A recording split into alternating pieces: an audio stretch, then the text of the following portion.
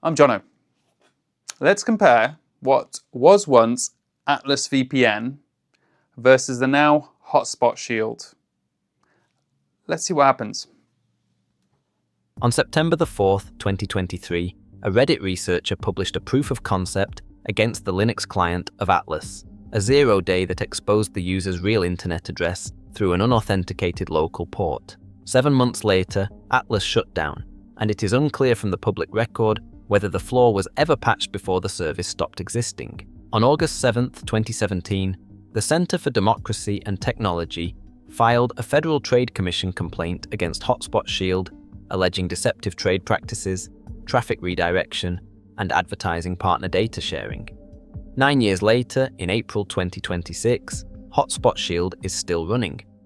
One product closed before answering its defining security question. The other product answered none of its defining privacy questions and outlasted them. This is the story of a VPN that disappeared and the comparison with a VPN that refused to. Hotspot Shield is the elder. Anchor-Free, the original operator, was founded in 2005 by David Gorodiansky and Eugene Malobrodsky, two engineers who saw that public Wi-Fi networks were growing faster than the average person's understanding of how exposed those networks actually were. Hotspot Shield itself launched in April 2008. By 2010 and 2011, during the Arab Spring, the product had earned real circumvention credibility. Activists used it to reach blocked information in censored regions. News coverage from the period treated it as a tool with genuine political utility, the kind of earned trust the free VPN category rarely gets. AtlasVPN is the youngster.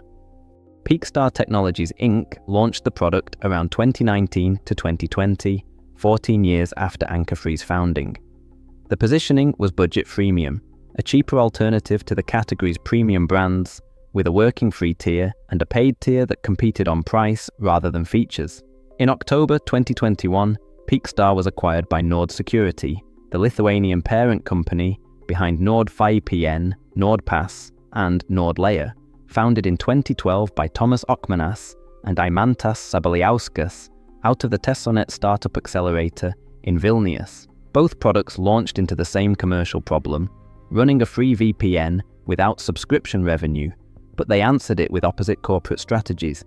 Anchor-Free built a standalone brand and monetized the user's traffic directly through advertising partnerships and, later, affiliate code insertion. AtlasVPN never built a standalone brand. It was absorbed into a larger family within 2 years of launch, and the family already owned the premium product in the same category. One strategy produced a brand old enough to have outlasted its critics. The other produced a brand that would be folded into its parent before it ever fully established its own identity. AtlasVPN first. September 4th, 2023, a Reddit user posting as educational map.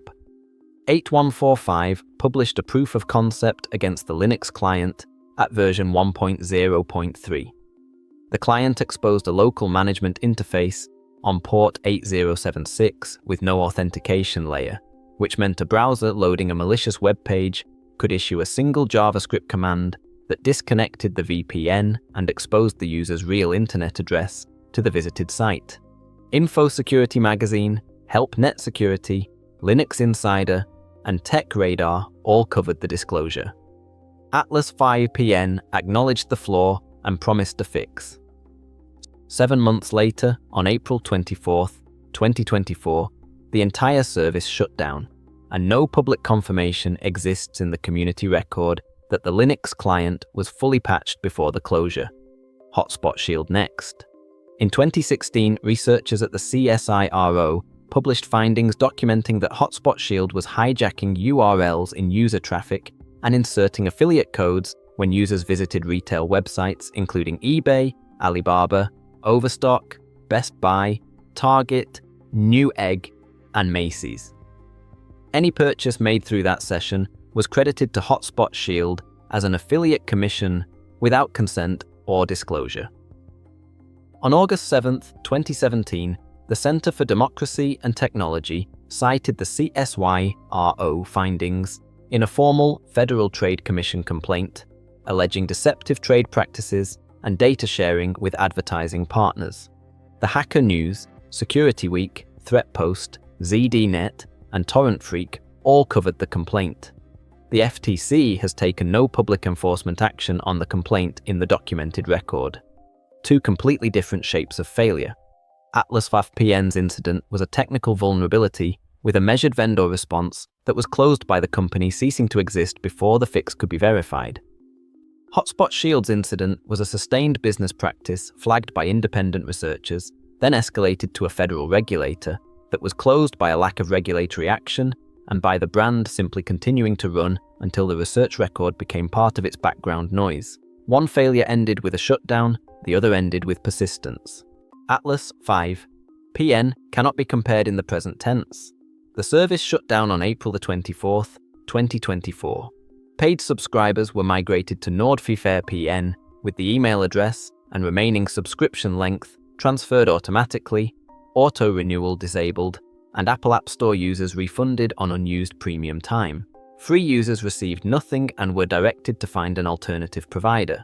Every feature specification for AtlasVPN is historical at this point. When active, the product supported WireGuard and IKEv2, offered a kill switch, a safe swap rotating address feature, a data breach monitor, and unlimited simultaneous connections, running across roughly 1,000 servers in 40+ countries with a no-logs marketing claim. HotspotShield is the present tense. The main technical differentiator is Catapult Hydra, a proprietary protocol optimized for speed rather than auditability. Catapult Hydra is faster than OpenVPN in most independent benchmarks and competitive with WireGuard in some conditions, but it is not an open standard, which means researchers cannot audit the implementation the way they can audit OpenVPN and WireGuard. Security.org's review, updated in March 2026, documented that Hotspot Shield logs connection metadata and the volume of data transferred while connected, even while the marketing continues to describe itself as no logs. ImpulseX's September 2025 review found that the free version shares identifiable user data with third-party advertising partners. There is no clearly documented recent full independent privacy audit of Hotspot Shield in the public record. The feature comparison is asymmetric in a specific way. AtlasVPN, when it existed, supported open protocols the user could verify through any independent audit of OpenVPN or WireGuard. HotspotShield's flagship protocol is closed. AtlasVPN, when it existed, had a clearly documented 0-day that was never clearly documented as patched. HotspotShield has clearly documented logging and advertising behavior in 2026 that contradicts its no-logs marketing. The two products fail on different axes. One cannot be used because it no longer exists. The other can be used, but the ongoing research record raises questions it keeps not answering. The useful question in this comparison is not which product is safer. One product does not exist, and the other product's own marketing is contradicted by research from 2016, 2017, 2025, and 2026. The useful question is what each product teaches about the assumptions sitting underneath every free VPN decision. AtlasVPN teaches that the assumption of continuity is not free. When a user installs a VPN, the user assumes the product will be there tomorrow, next month, next year, on the day the threat the user was worried about actually arrives. AtlasVPN was there for roughly 4 years, then it was not. The structural position of a budget sibling inside a portfolio whose flagship occupies the same category was fragile from the moment of acquisition, and the shutdown was the eventual resolution of that fragility. Users who had chosen Atlas specifically because it was not NordVPN were handed to NordVPN whether they wanted the transfer or not. Hotspot Shield teaches that the assumption of resolution is not free either. When a user reads that a brand has been around since 2008 and survived a Federal Trade Commission complaint, it is tempting to assume that the brand must, by now, have been forced to address the concerns the complaint raised. The complaint has not been resolved. It has been outlasted. The research record from 2016 is still there. The research record from 2026 is consistent with it. Longevity has not been a mechanism for answering the questions. It has been a mechanism for letting them age into the background. For the user deciding between them today, the comparison is moot because only one of them still exists. For the user deciding what to learn from them, the comparison is sharp. A product can fail by disappearing before its questions are answered. A product can fail by persisting past the point where the questions stop being asked loudly enough to matter. Neither failure mode is safer than the other. They are different shapes of the same trust problem.